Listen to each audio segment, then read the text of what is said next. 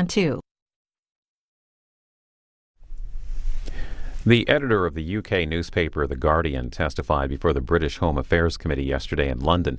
Alan Rusbridger defended his newspaper's decision to publish leaked surveillance files submitted by NSA contractor Edward Snowden. The Guardian has come under heavy criticism for publishing intelligence information that British spy chiefs have called damaging to British security. Mr. Rusbridger confirmed that The Guardian had access to over 58,000 files, but has only published 1% of the information received by Mr. Snowden.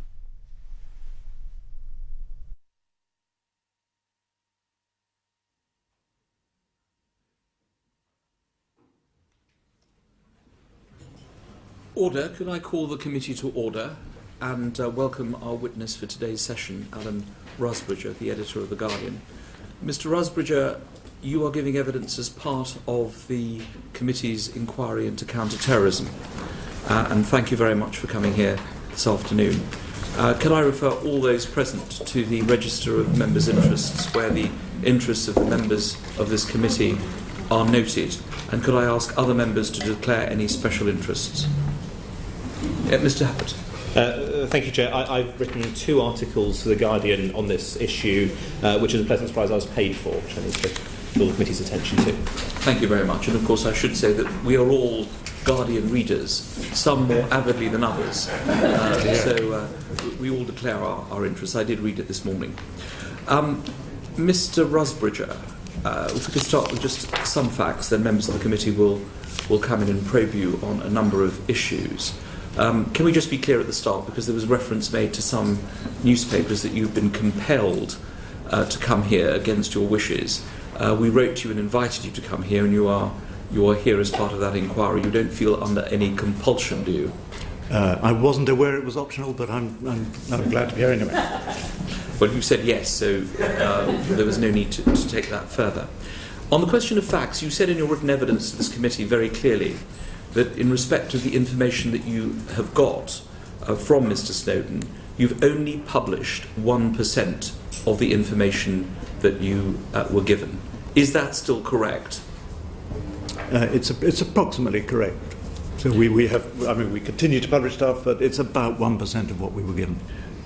As far as I can see, you've had 58,000 files, so you're telling this committee that only 1% of the information in those files has now gone public?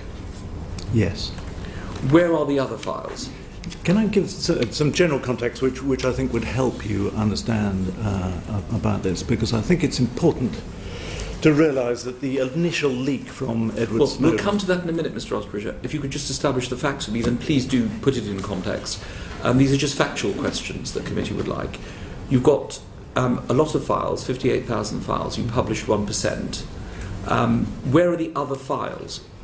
Well, as I would have explained, this is an ongoing story that we're writing.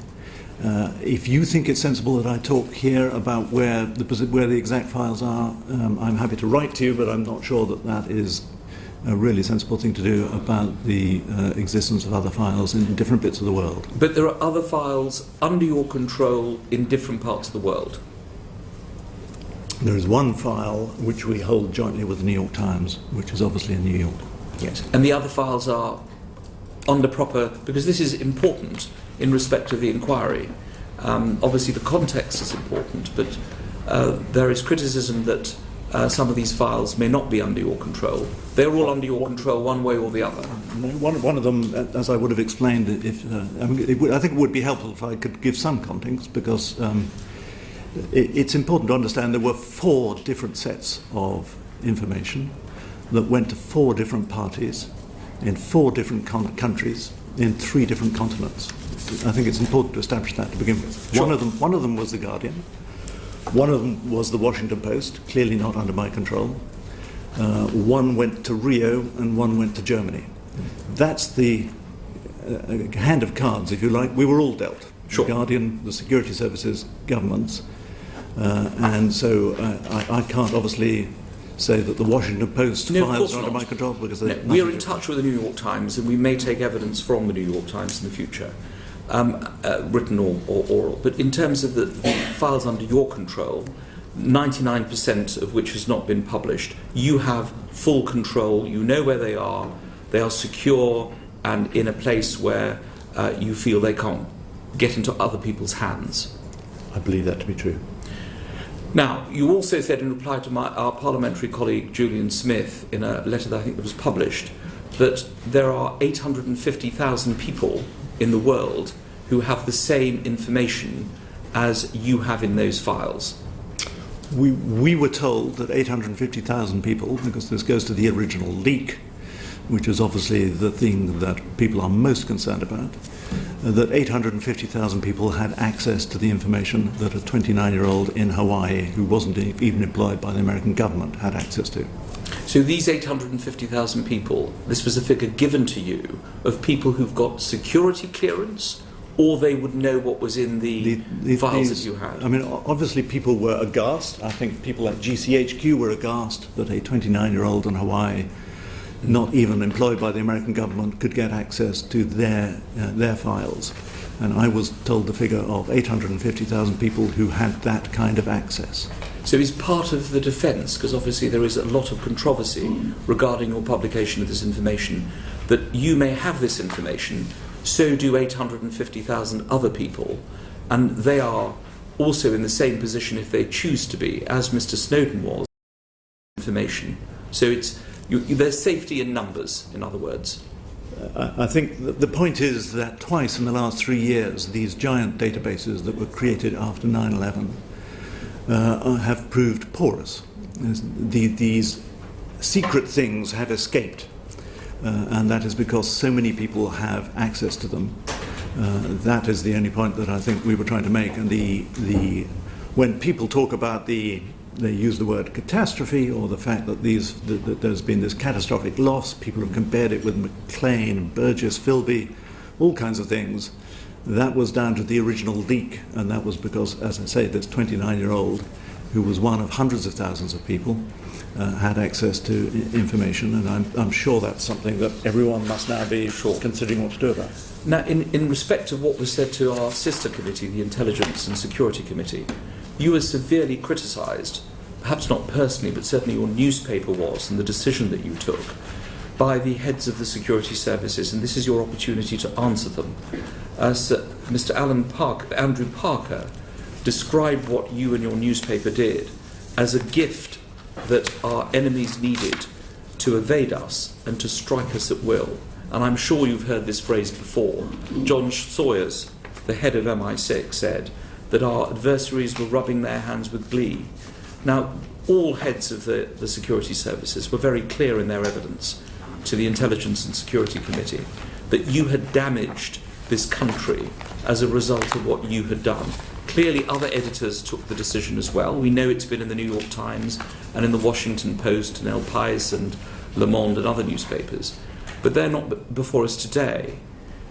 Do you recognise what you have done? Do you accept that this has damaged the country? Because this is severe criticism that I haven't seen before from the head of our security services. Well, I think it is important context that editors of probably the world's leading newspapers in America, the Washington Post and the New York Times, took virtually identical decisions. So this is not a rogue newspaper. It is serious newspapers who've had long experience of dealing with national security. The problem with these accusations is that they tend to be very vague, and they're not rooted in specific stories. You've quoted 2. I would like to quote 4 people back at you who have told me personally there has been no damage. Or who have seen. So you took evidence, I think, last week from Norman Baker, the current Indeed. Home Office. Yes. I won't repeat that evidence, but he said he had seen no damage. Yes, that's right. My second person we have consulted, a member of the Senate Intelligence Committee, so somebody who is sitting in oversight of all the intelligence, has seen it all, said to us, he asked not to be named, but we asked him, because we want to know this, have you seen anything The Guardian has published that has caused damage? And he said, I've been incredibly impressed by what you've done, how you've done it. You've written about the scope and scale. I have seen nothing that you have done that's caused damage. A senior administration official of the current Obama administration told us last week, we asked the same question, damage. He said, I've been incredibly impressed by the judgment and care that you would expect from a great news organization. And finally, a senior Whitehall official at the heart of these stories, September the 9th. I have not seen anything you have published to date which has risked lives. So there are different views about this, and I listen with respect to the views that you've given, but I don't... But you disagree with them? Well, it's But not you that I don't want to- disagree. It's impossible to assess because Sure. no one has given me specific evidence. The And I real hear criticism respect is of that the people information that contrary. you have contains the names of individual security officers. And this has been sent round the world, sometimes paid for by The Guardian. And these names are of our security officers, people who are there to protect our country. And that's how you've damaged the country. But because others who don't have security clearance have been able to read these names, know who they are, possibly know where they live. That is the damage that they allege you have done. Well, first of all, we have never used a single name. And that, I think, is the crucial bit. We've published no names and we've lost control of no names. It's never been a secret that these documents contain names. A lot of them are PowerPoint presentations given by named individuals. From the beginning of June, when we published the first presentation, we redacted the name of somebody. It was apparent that these documents had names. And when the material was seized off David Miranda under the terror laws, it's apparent from the witness statements that the government knew then, although I would say they knew already, and in fact we discussed the use of names with the Cabinet Secretary when he visited us in mid-June. So there's been 6 months when it's been apparent that there have been names in these documents. I told the Cabinet Secretary personally that we were sharing this material with the New York Times. On July the 22nd, I gave him the editor of the New York Times phone number, email address, and Steve Engelberg from ProPublica. Sure. Not once in 6 months. So you can guarantee, and I find it difficult for you to guarantee, but you're telling this committee that you can guarantee the security of all these names of these officers. Well, your original question was the copy that the New York Times has. Do I believe that is being held securely? Yes. Well, all the copies. I mean, anything under your control. You have these names. Can you guarantee that these names will not leak out? I can talk about the copies under the joint control of The Guardian and the New York Times. And I can say that that is being held securely. Right. Now, both the criticism... Incidentally, Chairman, I just want to add that in that 6 months, it would have been open to anybody from Her Majesty's government to come and ask about the names, and that hasn't happened. And has anyone asked you to destroy this information or hand it over? Well, it is a matter of public record that the Cabinet Secretary came and asked me to destroy the entire cache of documents. So yes. Right, but you haven't done so. No, that is also a matter of public record. No, I told. Let me ask you this finally before I go to other members of this committee. Some of the criticisms against you in The Guardian have been very, very personal. You and I were both born outside this country, but I love this country. Do you love this country? How do you answer that kind of question? We live in a democracy. Most of the people working on this story are British people who have families in this country who love this country. I'm slightly surprised to be asked the question, but yes, we are patriots. And one of the things we are patriotic about is the nature of the democracy and the nature of a free press and the fact that one can in this country discuss and report these things. So the reason why you've done this has not been to damage the country, it is to help the country understand what is going on as far as surveillance is concerned. I think there are countries, and they're not generally democracies, where the press are not free to write about these things, and where the security services do tell editors what to write, and where politicians do censor newspapers. That's not the country that we live in Britain. It's not the country that America is, and it's one of the things I love about this country, is that we have that freedom to write and to report and to think, and we have some privacy.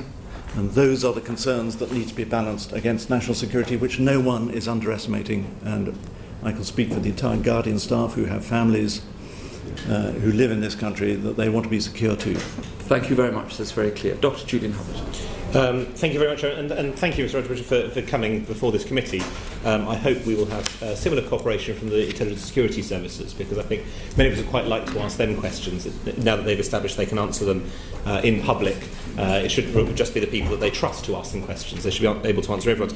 I can also place on record briefly that I think Guardian has done a great service to the public debate in this country. I've put that at length elsewhere, and we had a Westminster Hall debate on it, and I think it's up to Parliament to work out how to write the rules now. But can I firstly ask, you have published very selectively. You've taken off these documents, only very small elements, and published those. If you hadn't done that, if when you were given the documents you had refused them and sent them back, say, do you think there would... What do you think would have happened to the information? Would it have been silenced, or would it have been published in some other mechanism? Well, that's why I wanted the initial context to be understood. By the way, I don't think there is an editor on earth who offered this material would have sent it back unseen. And most editors, we asked 30 editors, leading editors in the world, to talk about this difficulty of handling secret material, and they were all familiar with doing it. They all said they would have done what the Guardian did. So you look at it and you make judgments. People talk about mass dumps of data. We haven't. We've published, I think, 26 documents so far out of the 58,000 that we've seen, or 58,000 plus. So we have made a very selective judgments about what to print. What would have happened if we had sent it back? That's the whole point of my initial point to the chairman, that Glenn Greenwald had this material in Rio. Laura Poitras had a copy in Berlin. The Washington Post had a copy. The thought that this material wouldn't have been published is ridiculous. Now, as you know, there's a DA notice system in the UK which is intended to put at risk, prevent people being put at risk, and particularly where there's real risk to life. Have you had any conversations with the DA notice secretary, and have they told you that the material would pose a risk to life? Yes, we have. And out of all the stories that we've published, and I think there are about 35 of them, we have. I think we've gone back and counted this. On all the stories, we have consulted with the relevant authorities, bar one, which was the first story that we published specifically about GCHQ, which I think was on June the 16th. And the reason I didn't consult with the Dean Notice Committee was a fear of prior restraint, which exists in this country, but not in the United States. Since the Pentagon Papers case in 1972, it is inconceivable that any American government would get prior restraint of publication of this material. That reassurance doesn't exist in this country. Indeed, we were directly threatened with prior restraint by the Cabinet Secretary. And so I didn't seek the advice of the Dean Notice Committee on that story. I've engaged with Air Vice Marshal Vallance since. And Air Vice Marshal Vallance would, I think, confirm that we have been in touch since, and also that there was, to some extent, a misunderstanding which he said extended to the Prime Minister. I think there's a lot of misunderstanding about the D-Notice Committee, because the Prime Minister talked about threatening people with D-Notices. That's not actually how it works. But Air Vice Marshal Vallance says that the misunderstanding is that he would have kept that material confidential from government. So we have, in fact, collaborated with him since, and he's been at the Guardian to talk to all our reporters. And did he give you any feedback as to whether what you were publishing posed a risk to life or not? Yes, on the overwhelming, well, he was quite explicit that nothing we had seen contribute national security in terms of risking life. Right. No, he was explicit about that, and that's not to say that he would give us a complete bill of health for things that appeared downstream, but nothing he saw had caused risk to life. And most of the times when we rung him up and put stories to him, his response is, there's nothing that concerns me there. This stuff may be politically embarrassing, but there's nothing here that is risking national security. It seems like you followed a established procedure.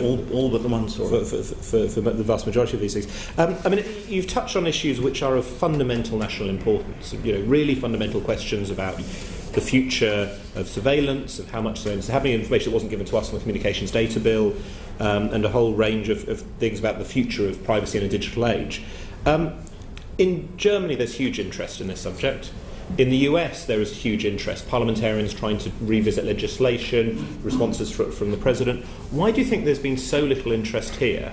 A few of us managed to secure this one big parliamentary debate.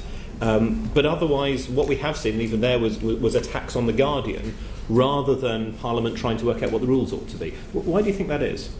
Well, shooting the messenger is the oldest diversionary trick in the book. I can't explain why some people have not taken interest in this. My experience is that when you speak to people about it and explain the issues, they're deeply interested in this. And as you say, in terms of the broader debate, I can't think of a story in recent times, I can't think of any story in recent times that has ricocheted around the world like this has, and which has been more broadly debated in parliaments, in the courts, amongst NGOs. I mean, the roll call of people who have said that there needs to be a debate about this include, I count 3 presidents of the United States, 2 vice presidents, generals, the security chiefs in the US are all saying this is a debate that in retrospect we know that we had to have. There are members of the House of Lords, people who have been charged with oversight of security measures here. The former chairman of the ISC, Tom King, said that this was a debate that had to be had and they had to review the laws. The director of national intelligence in the US said these were conversations that need to happen. So this is I mean, in terms of the public interest, I don't think anyone is seriously questioning that this leaps over the hurdles of public interest. Thank you, Dr. Huppert. Michael Ellis. Mr. Rusbridger, you authorised files stolen by Snowden, which contain the names of intelligence staff, to be communicated elsewhere, didn't you? Yes or no? Well, I think I've already dealt with that. Well, could you just answer my question? It was never. I think it's been known for 6 months that these documents contain names, and yes, that I shared them with the New York Times. So do you accept from me that that is an offence, a criminal offence, under Section 58A of the Terrorism Act 2000? You may be a lawyer, Mr. Ellis. I'm not, so I will leave that to you. Now, 50,000 plus files were sent or communicated by you as editor-in-chief of The Guardian. You caused them to be communicated, and they contained a wealth of information. It was effectively an IT sharing platform between the United States and the United Kingdom intelligence services, wasn't it? I'll leave you to express those words then. So you decline to answer that? Very well. But that was information which contained a wealth of data, protected data that was both secret and even top secret under the protected classifications of this country. They were secret documents. Secret and top secret documents. And do you accept that that information contained personal information that could lead to the identity, even of the sexual orientation, of persons working within GCHQ?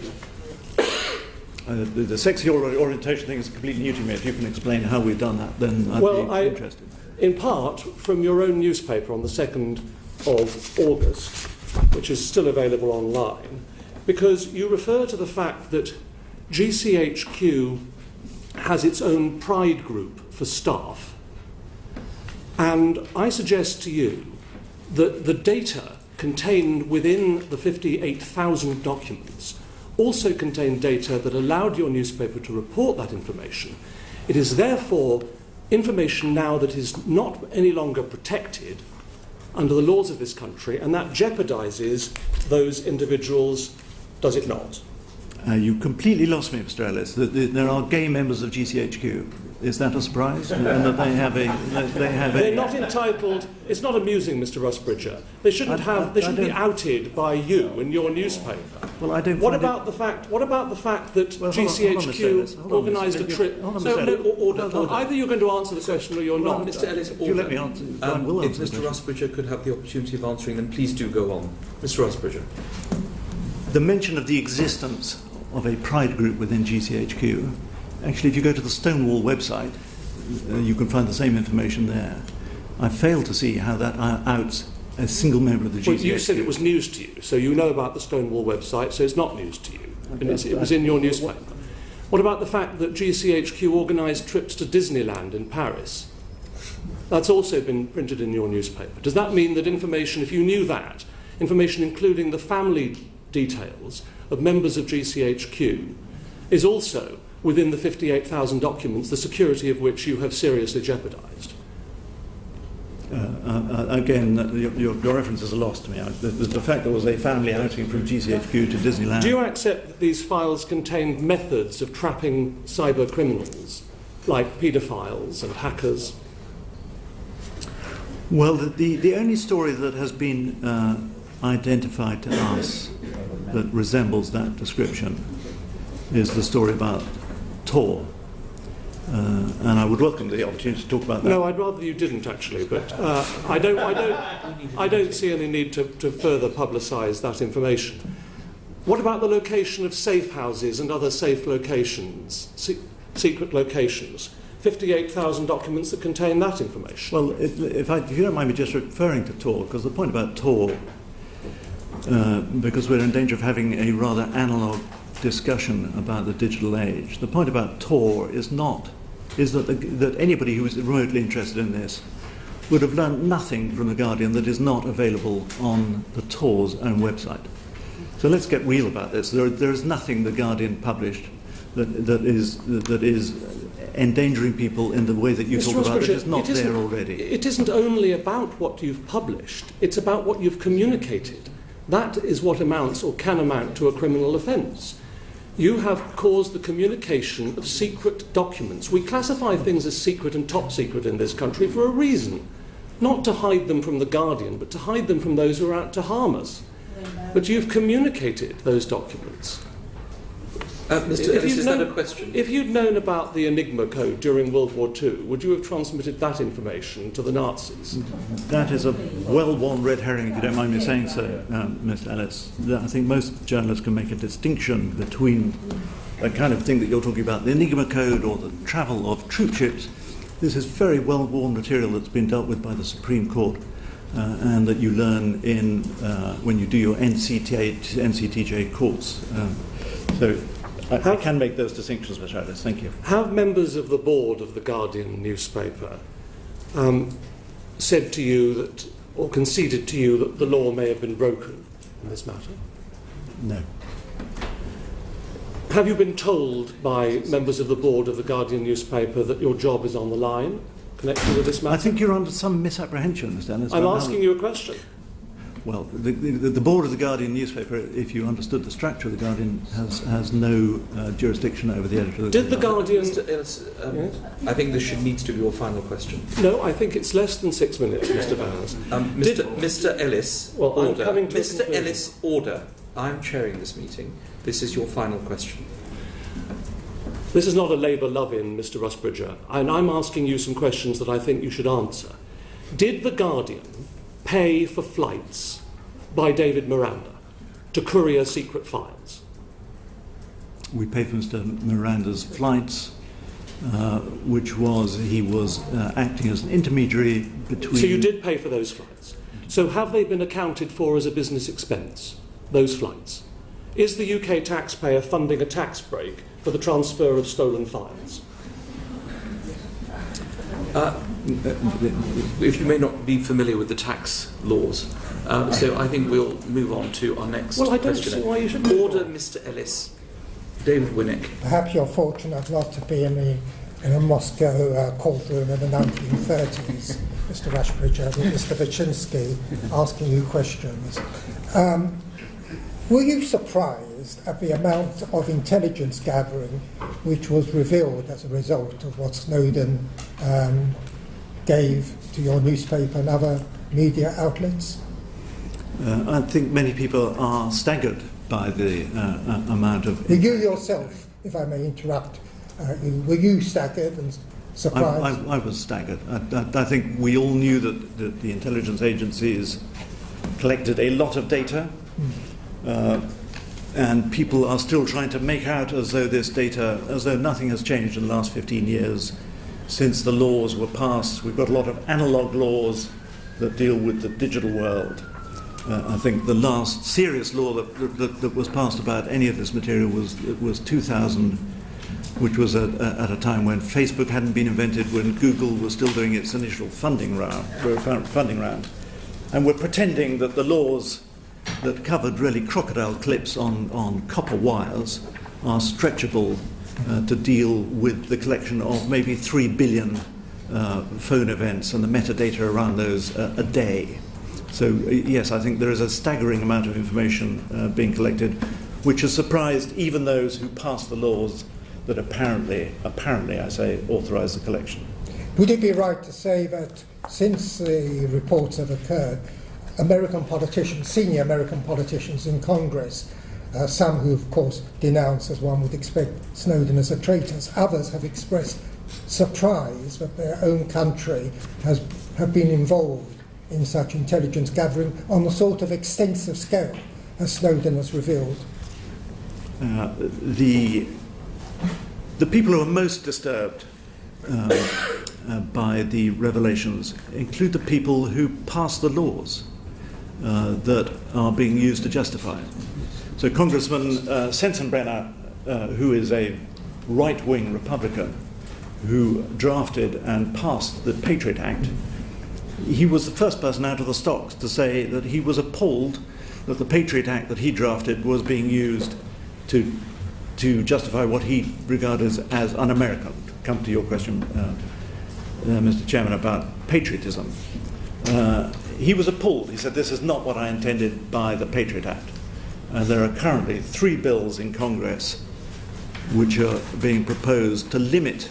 Arising from Snowden. Arising from Snowden through newspapers and through our publication, which are being used to limit and these are cross-party bills, to limit what's going on. So you're quite right to say that people have been extremely surprised at what's been going on, and in Congress at least there is meaningful oversight where people are now trying to limit and place some limits on what has been going on. Would you say, coming to our own country, that it's changed the course of debate, whether the oversight is sufficient? And the subject, of course, of the recent public session of the Intelligence and Security Committee, and I'm sure we were all impressed by the robust questioning which took place there at the time. But do you feel that, that it has changed the course of this particular debate? How far Parliament is inadequate at this stage to deal with such a vast amount of intelligence gathering involving many, many people who are not public figures? I think it's absolutely impacted on that debate. I think there are many parliamentarians who are anxious, for instance, about what they were told during the passage of the Data Communications Bill and the so-called capability gap, and were rather appalled to learn that stuff that they were being asked to pass was already being done, and that this information wasn't shared with them at the time. And I think it comes to the heart of parliamentary oversight, and whether what is done in the name of parliamentary oversight is remotely adequate at the moment, or whether it's well resourced enough, or whether they have the technological expertise. And I would just like to quote one little section from because we've now spent about 10 minutes in this committee discussing leaks that didn't happen. The catastrophic leak that did happen was dealt with by the ISC with the following exchange. Chairman, can we assume you are having discussions with your American colleagues about the hundreds of thousands of people who appear to have access to your information? Head of MI5. All 3 of us are involved in those discussions, Chairman. Chair, thank you very much. That is the only question that has been asked in Parliament about the loss of 58,000 documents through a data sharing scheme between GCHQ and NSA. So if that amounts to oversight, the amount of oversight, the budget for oversight, is even now is £1.3 million, supposedly a secret, incidentally, which is, I think, about a third of the amount that Cheltenham Borough Council spends on car parks. The Prime Minister in the Chamber said that he wants to reach agreement, or words to that effect, with The Guardian, but if The Guardian is not willing to see the point of view of the authorities, then with reluctance, other measures may be taken. Presumably he's referring to DAE notices in the press. Can I ask you this question? How far do you feel... Sorry. The final question. Yes. How far do you feel there is a threat to the newspaper if you continue to publish revelations from Snowden? Well, do you feel under pressure? Things have happened in this country which would be inconceivable in Europe or in parts of Europe and in America. They include prior restraint.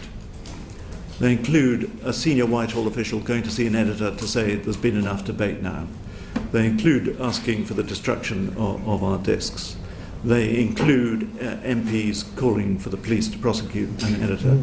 So there are things that are inconceivable in America under the First Are you under pressure yourself? Do you feel this pressure from the government? I feel that some of this activity has been designed to intimidate the Guardian. Yes, Thank you. We must move on. But before we do, are you telling this committee that as a result of Parliament's failure to oversee the security services and the failure to have the necessary expertise and the failure to have a sufficient budget, that's why you were obliged to publish, because had you not done so, nobody would have found out about this? Well, the only way any of this information has come into the public domain is through the press. So all these things... So we should look at our structures better. We should, and America is. So when Senator Dianne Feinstein, who is the Malcolm Rifkin equivalent in America, who had been supporting the NSA for about 3 months, the Merkel telephone call happens. They didn't know about that. And she said at that point, it's abundantly clear that a total review of all intelligence programs is necessary. So that was the Oversight Committee saying we had no idea what was going on. And in respect of our inquiry... That must be true of our own... I'm sorry. In respect of our inquiry, you think that it would be good if this committee looked at the structures of oversight as part of the counter-terrorism structure? Absolutely. I think that would be an important thing. Thank you. Mark Reckless. You wrote in your letter of the 7th of November to Julian Smith that The Guardian hadn't published the names or identifying information for staff of our intelligence agencies. And I think in reply to the chair earlier, you added that you hadn't used or lost control of that information.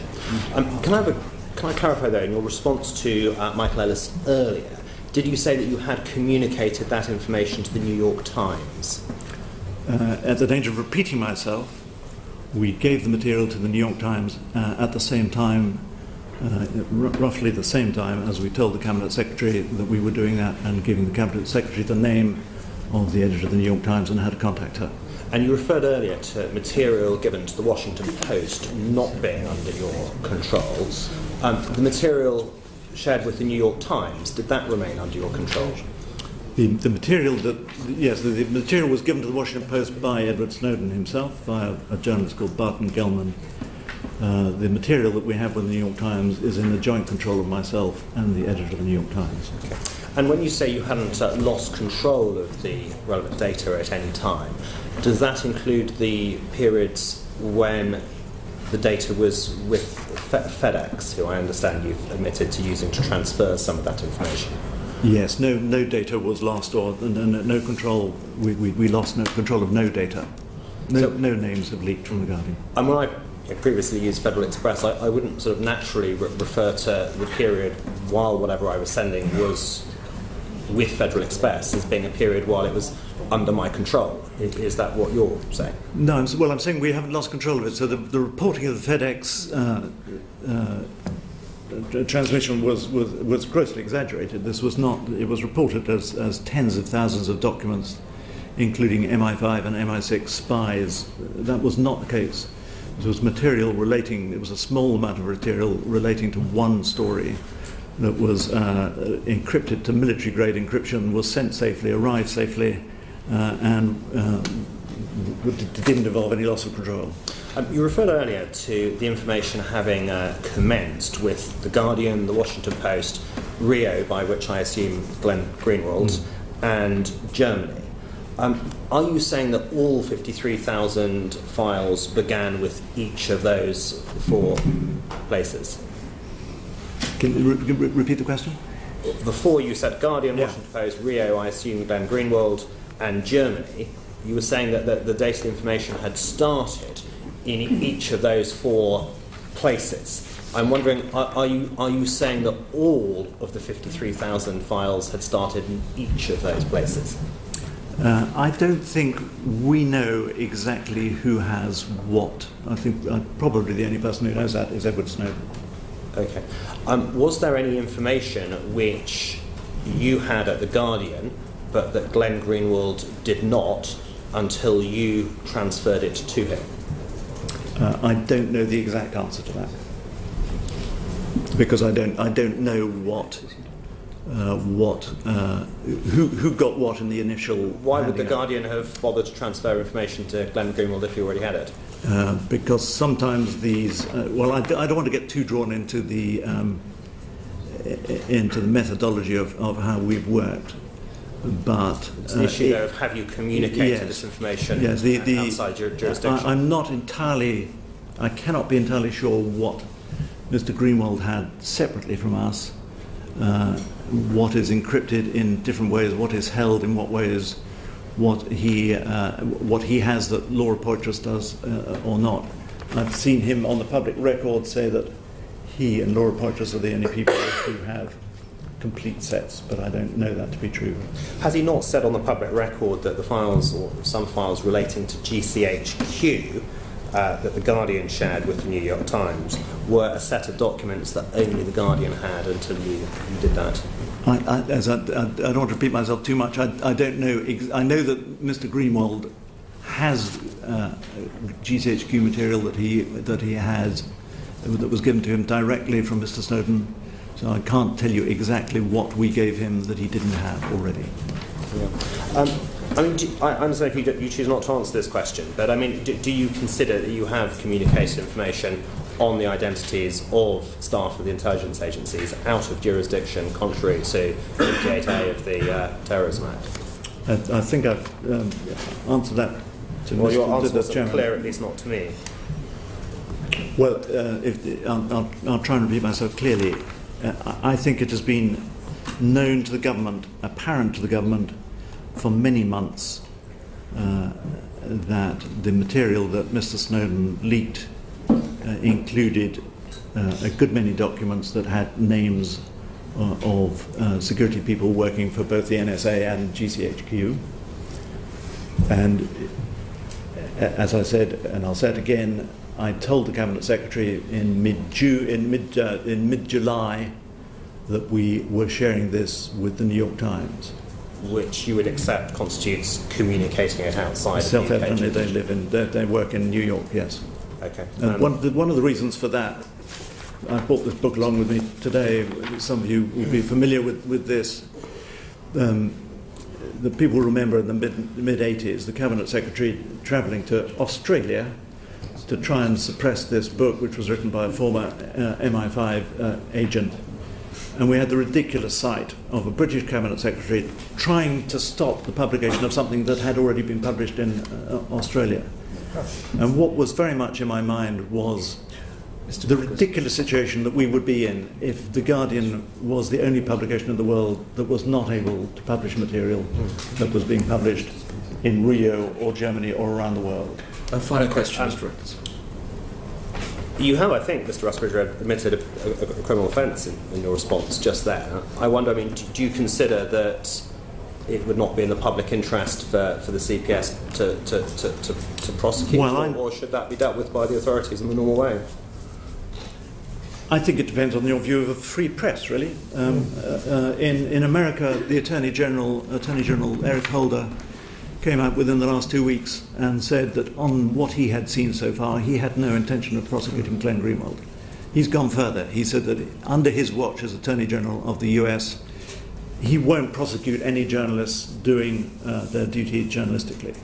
In New York, within the last month, I debated the former General Counsel of the NSA, Stuart Baker, and he said he makes absolutely the distinction between what Snowden did and what journalists did. He said once the information is in the hands of journalists, that is protected material. Thank you. And my reading of our own DPP and the guidelines that he laid down during the Leveson process is the public interest will weigh very carefully and very highly in any deliberations he takes. But did Glenn Greenwald not also make a distinction between journalism, including what he was, according to him, engaged in, and what he says that the Guardian was doing, which was the distributing or indeed trafficking across international borders of that information? We were sharing this material with journalistic colleagues on the New York Times in order to stimulate a debate which presidents and legislatures around the world think vital. Thank you. Just to clarify, is there a current police investigation into The Guardian? I don't know.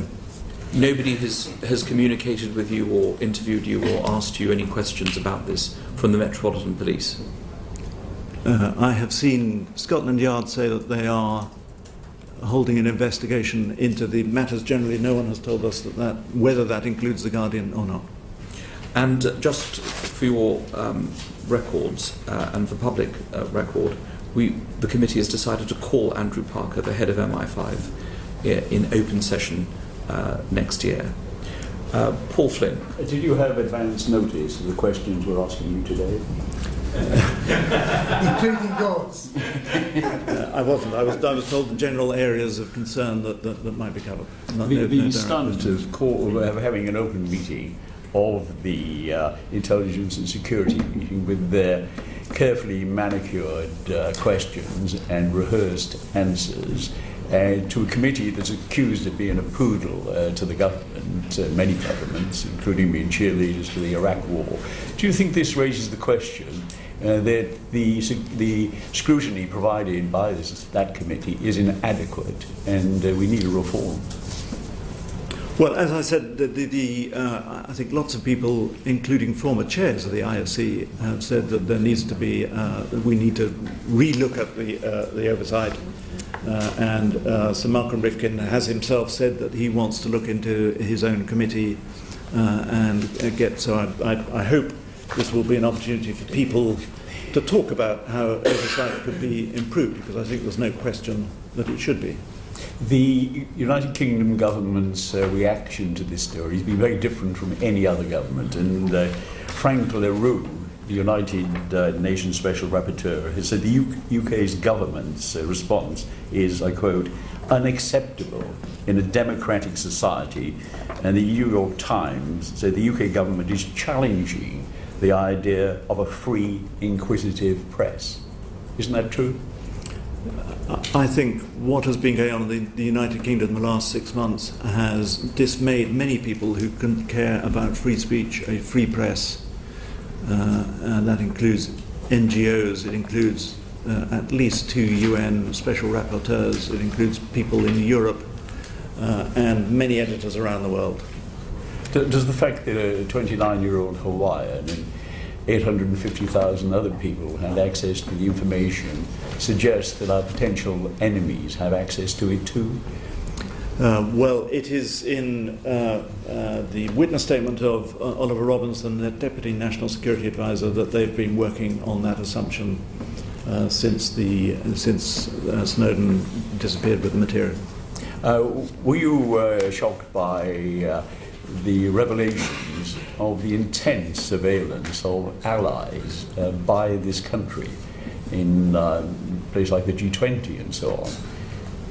Well, again, in nature of in the question of the public interest, the fact that President Obama effectively had to concede that his country had been bugging President Merkel, there's been no denial from Australia that they were intercepting the phone calls of the President of Indonesia and his wife, and that was the thing that led Senator Feinstein to say that she had to review all the activities of the intelligence services, because clearly this was going on without knowledge.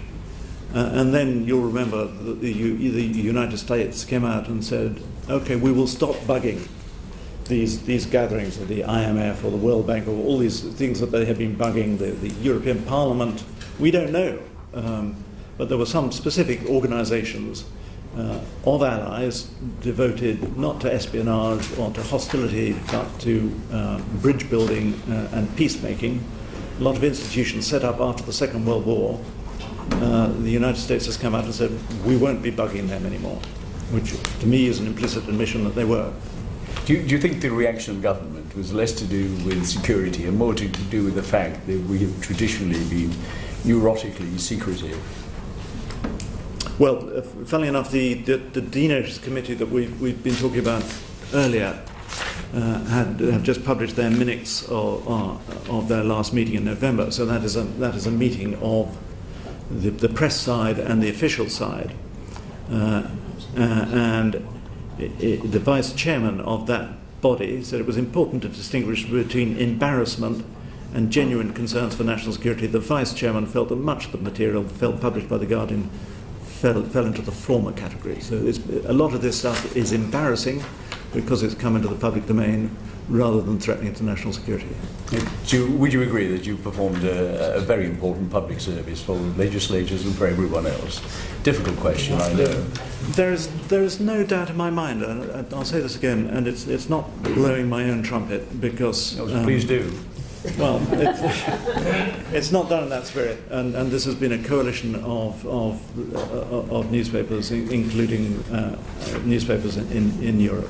This is material.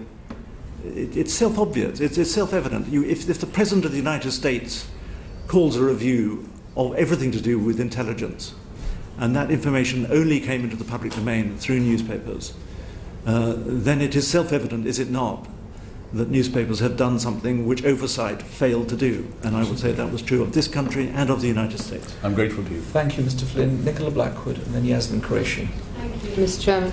Mr. Rusbridger, I'm interested to understand as an editor, when you come into possession of documents of this nature, which clearly indicate a big story for you, but also contain very sensitive national security material, how do you go about judging what you can publish and what you can't publish? I don't know of an editor in the world who doesn't agonise about these kind of decisions in the way that you would expect. We touched on it earlier. We're all patriots. Yes. We all care about security. To be more specific, how in this case did you go about it in terms of the specific process? I discussed this with colleagues who are some of the most experienced colleagues in Fleet Street in terms of dealing with this kind of material.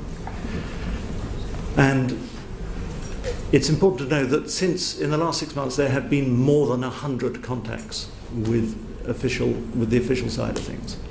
So in America that has been with the White House, with the Director of National Intelligence, with the FBI, with the NSA, with the National Security Council and with the Pentagon. In this country it has included Downing Street, the Cabinet Office, the National Security Advisor, GCHQ themselves, and the Dean's Committee. So we have consulted on more than 100 times with the agencies in order to be aware of their concerns before we publish material. And so I suppose my question is, have you gone through all the 53,000 documents and have some been specifically excluded from publication and will they not be appearing? Have others been put into the yes, okay for publication? Well, as I said to begin with, I think we have published, in terms of actually publishing documents, I think we've published 26. Yes, but I'm more thinking about the ones which have not yet been. And we've published a few more in individual pages from documents which have been redacted. I would not be expecting us to be publishing a huge amount more of documents. There's 26 over 6 months. It's been I would say it's been a trickle. And what about the ones which have been communicated to the United States? Because I understand some of those, the names have been redacted and some of them haven't. So how did you go about deciding which names to redact and which ones not? Let's be completely clear about this. The Guardian has not used any names. And the rare occasion where we've used individual slides from documents which had names on, we absolutely redacted those. It's been said that the Guardian used names. We didn't use names.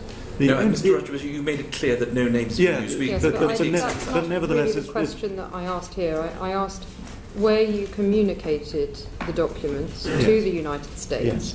And in some cases in those documents, you did redact the names, and in other cases you didn't. No, how did you decide? No, well, you're wrong. I'm sorry. Oh, I'm sorry. I thought that was the case. No, we haven't. So you haven't redacted any names?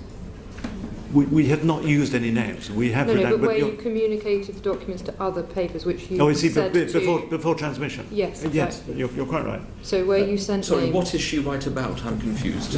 Is she right about you sent the names or you redacted the names? At the risk of repeating myself, there were names in these documents. The HM government has been aware of that. And those documents were shared with the New York Times. And did you redact any of those names before sending them? Sent. You just sent the names as they were out of the country? The New York Times has not used any names either. Right. And did you have an agreement before you sent the documents that they wouldn't be used? You did. And what about with the Washington Post? Washington Post was leaked material directly by Edward Snowden. Okay. But you're working with them, I understand. You said we're not working with the Washington Post. You're not working with them at all? No. Okay. The only other body we're working with in America is ProPublica. Okay. Which is the chief of ProPublica is a man called Paul Steiger, who's got 16 Pulitzer Prizes to his name and is extremely experienced in handling this kind of material. And did you send documents to him? That was the material that I referred to earlier. One story, a small number of documents. Okay. But he has access. Again, it's open knowledge. I gave the cabinet, after the cabinet secretary, his name in mid-July. Okay. All right. Thank you. Thank you, Nicola Backwood. A quick supplementary from Mr. Reckless, just on names, and then we Can I just ask why you didn't redact those names before sharing them with the New York Times? There were 58,000 documents, Mr. Reckless.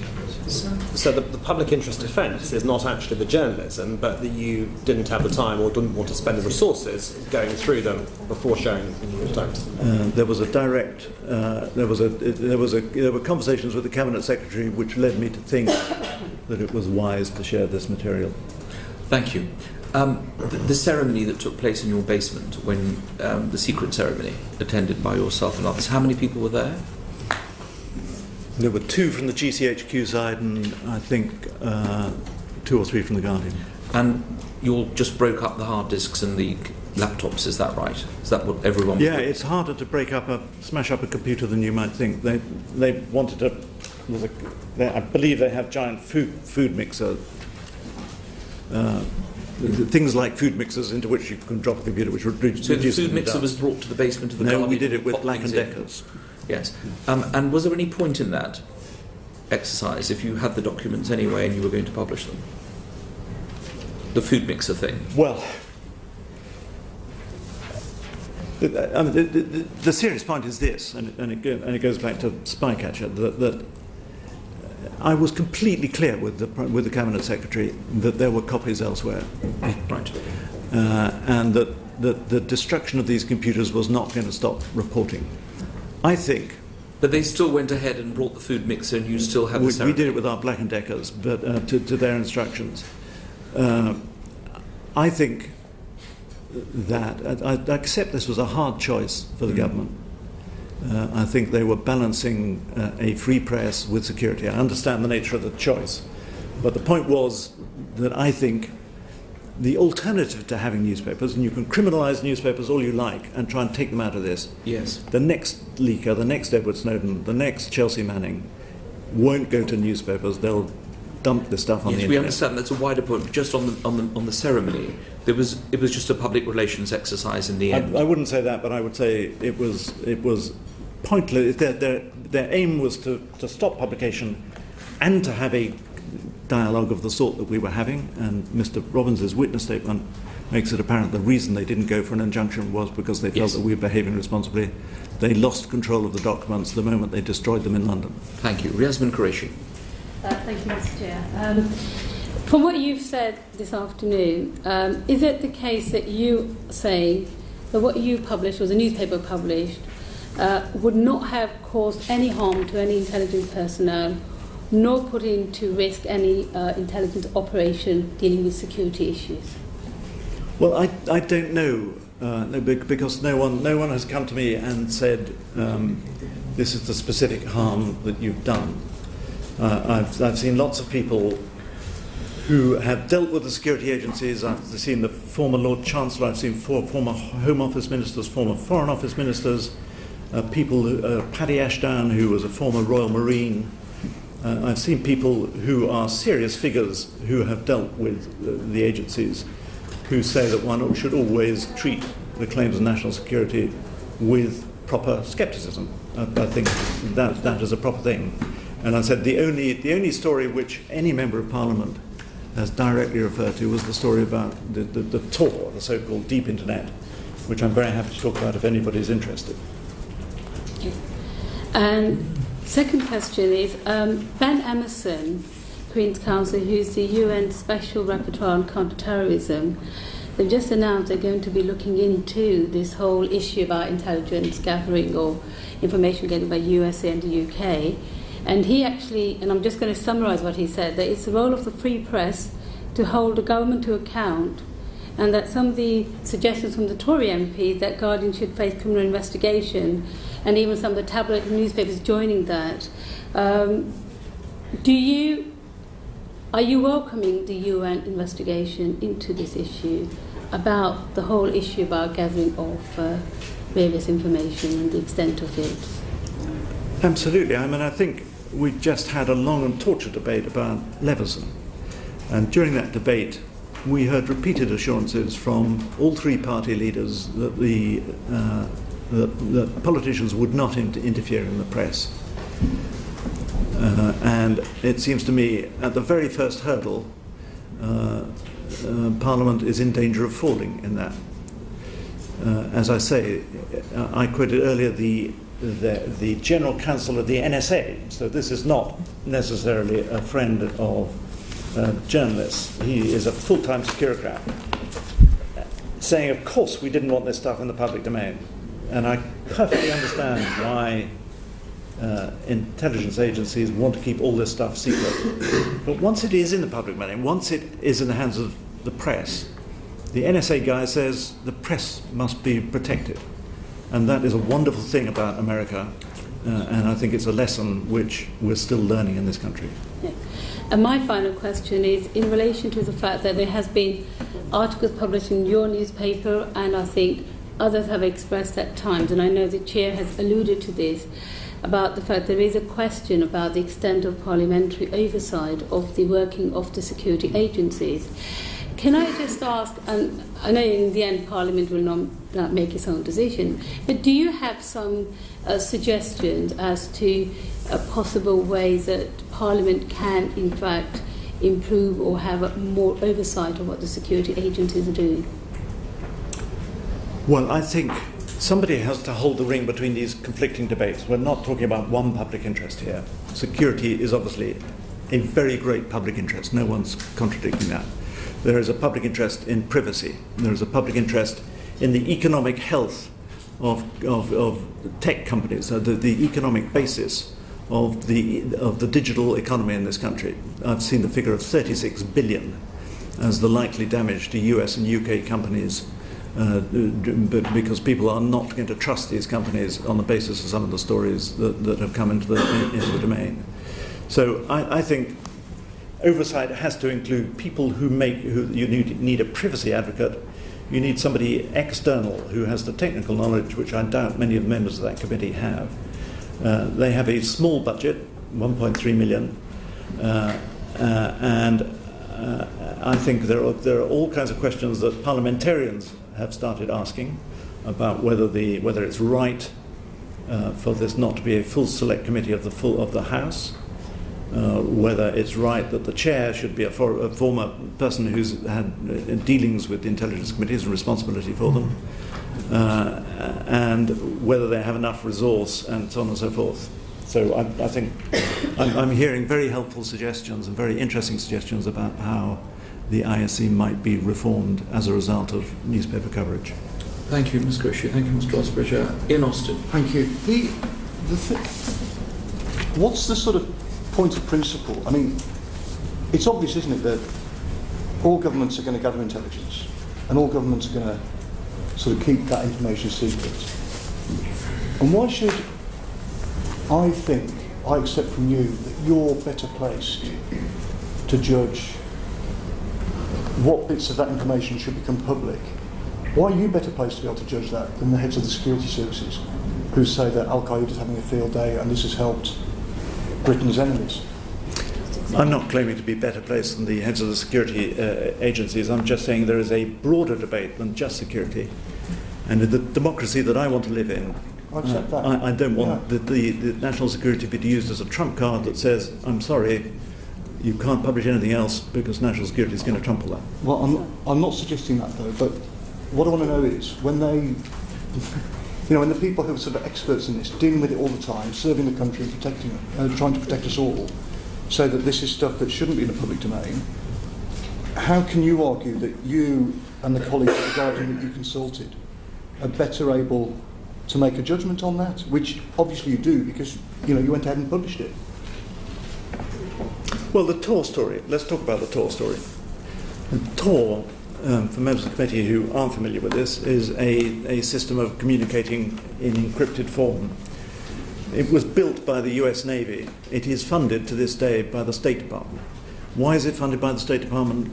It's funded so that dissidents in horrible countries can communicate safely. So that's a good thing, isn't it? It's also used by paedophiles. So that's a bad thing. So if we publish a story after talking to the White House for 3 weeks to say that this is a network which still seems to be safe to use, is that a good thing or a bad thing? It's good for dissidents and it's good for paedophiles. Sure, but we use our judgment and to come back to the earlier question, there was nothing the Guardian published that is not on the Tor's own website. I think there are two separate things here. It's one thing to report on the extent of surveillance and to say this information is being gathered and to sort of report the facts that this is happening. That's one thing. Different to then, transmit the information in a risky way, in an insecure way, which could put at risk security personnel. I mean, I think these are two very different things, aren't they? I'm not worried if, the Americans are embarrassed or if, I'm not arguing, reporting the extent of surveillance is fine, but I think the transmission of the information and the way you managed it, I think is something very different. So I took your question to be the judgment of editors versus the judgment of security services, but you're making a different point now, which is a separate question, yeah. Well, all I can say is that the material, we can talk endlessly about how the material held it. The only time the material has leaked has been from the NSA, not from the Guardian. You understand that point? Why were some of the names redacted? I'm not clear why. I'm not clear why some of the names in some of the information that you sent was redacted and some of it wasn't. Is it because you didn't know what was in all of the 58,000 files before they were sent? The redaction was of any documents that we published that might have had a name on it. We have not used any names. So in redaction, I'm talking about published material. Right. And stuff that was transmitted, that was just transmitted as it was? We did some cleaning up, but we did not clean up every one of the 58,000 documents. What proportion of the 58,000 documents were read before they were sent to other people? I couldn't tell you. Because I don't know. So you don't know what was transmitted, really, do you? You don't know. And the guy Miranda, when he was transporting this stuff, had the files encrypted, but had a bit of paper in his pocket with the passwords to unencrypt them. That doesn't strike me, as Ollie Robbins said, as being, the best sort of way of looking after secure information. Well, that's not. That is, I think, a matter of legitimate concern. Yes, that's not. But actually, what you say is factually not quite right. That's what Ollie Robbins told the Telegraph. Well, if you read his witness statement, it's not quite right. What he talks about is the password to one file, which was a kind of index to other files. If you read Mr. Robbins' witness statement, which was made 11 days after the material was seized, it is apparent that the encryption on the files themselves have not been broken by GCHQ's finest. There's a supplementary witness statement given some time later, in which the case they make for retaining the files is that the police couldn't break the files of the kind of encryption that was being used. Was any of the information taken home from the Guardian by any of your staff? No. Right. In the documentary about WikiLeaks, James Ball, he says that he took a copy of the encrypted documents back home to his flat. But in this case, you're absolutely certain that that didn't happen. Yes, the material was held in I mean, we were not blind to the sensitivity of this material, and we went to more precautions over this material than any other story we have ever handled. Final question, Mr. And this was not being carried around in that way. Okay. There was, in the earlier questions, just one point of clarification. You asked about the D notices, and you said that there was one story that didn't follow that process. Is that the Tor story, or was that something else? Or the one story in relation to D notices? Yeah. No, that was the story which I think falls under the category of political embarrassment rather than national security, which was about the bugging of leaders at the G20 meeting in London. Right. Thank you. In your Orwell lecture in November 2011, you set out a number of criteria, 5 Rusbridger tests that journalists must follow if they're going to be involved in intrusive behaviour. Indeed, the Guardian has been commended by this committee and others for the work you did on phone hacking. Do you think that what you have done meets those 5 tests in regards to sufficient cause, the integrity of motive, the methods used, that there's proper authority, and that there's a reasonable prospect of success? Have they met those tests? Yes, we were discussing that this week. I think they're very good tests. Well, they're yours. So yeah, well, it's harm versus good. It's authority. It's proportionality. 1%, not all of it. And it's no fishing expeditions. And one of the things I said to the reporters right at the beginning of this is we're not going to use this as a brand tub for stories. There is stuff in there about Iraq, Afghanistan. We're not even going to look at it. That's not what Edward Snowden was doing when he wanted journalists, responsible journalists, to go through this material. And so I believe we've abided by those 5 tests. Are you in touch personally with Mr. Snowden? I'm not. You're no. not? But somebody else is on your behalf? Not since Mr. Greenwald left The Guardian. We have no contact with him. Okay. Can I just say to colleagues, I'm going to ask you to ask those who've indicated one question. We have the Commissioner coming in. I'd like Mr. Rusbridger to go before he arrives, not for any reason other than I don't suspect anything's going to happen. But we have another session on counter-terrorism. Dr. Huppert first, then Mr. Ellis, then Mr. Winnick. Thank you. There are many interesting things, but I think I'd be grateful for any advice you give us on how we can resolve this fundamental problem that the security services will tend to say, trust us, this is a problem, but we can't prove it to you, and that there is simply no way to explore that properly. We also have the issue that terrorism, like paedophiles, I think were referred to by my colleague earlier, is clearly something which is so heinous that you should do anything to stop it, and this is often used to argue for further legislation. What is the solution to this conundrum? How can we avoid ourselves being in this constant position where the security services will just claim things and there's no way to establish it? Because we need to have the surveillance, we need to have the oversight. How can we break that gap? What would your recommendations be? Yeah, well, okay, well, I mean, as briefly as possible, and this is clearly the dilemma at the heart of it. Yeah. And in the real world, this is going to come back to Parliament, and Parliament is going to have, and Congress, all countries with security services are going to have to work out this question of oversight. But those committees, it seems to me, must contain the technological challenge and the representatives of civil society who can represent the public interests in things which are not purely security. Thank you. Mr. Ellis, one question. Mr. Rusbridger, your journalist James Bull said in a documentary called We Steal Secrets that he took top secret encrypted documents back to his flat, as Mr. Alston has pointed out to you. And in an online interview, I think on BuzzFeed with David Miranda, he said one of your staffers at The Guardian was due to carry some stolen secret files, got cold feet, and then they were sent via Federal Express. Did you know that Federal Express conditions of carriage include at Section 8, subsection 16, that would be an unauthorised thing to do? I think you said to Mr. Reckless that you had used Federal Express. My question to you, frankly, is, bearing all that in mind, do you not accept that you have been, at the very least, woefully irresponsible with secret information and thereby people's lives. Mr. Rusbridger. The James Ball quote, as you know, is about WikiLeaks, not about this story at all. It's got nothing to do with this story. And no, I don't accept your premise. Thank you. Mr. Winnick? Can we clarify the situation where we go from here, or where the Guardian goes from here? The Prime Minister, and I quoted, if not directly, what he said in the House: threats have been made. Some may describe it as intimidation. Use whatever this word one would like. Will the Guardian continue to publish, despite all that, revelations from Snowden which you consider should be in the public domain?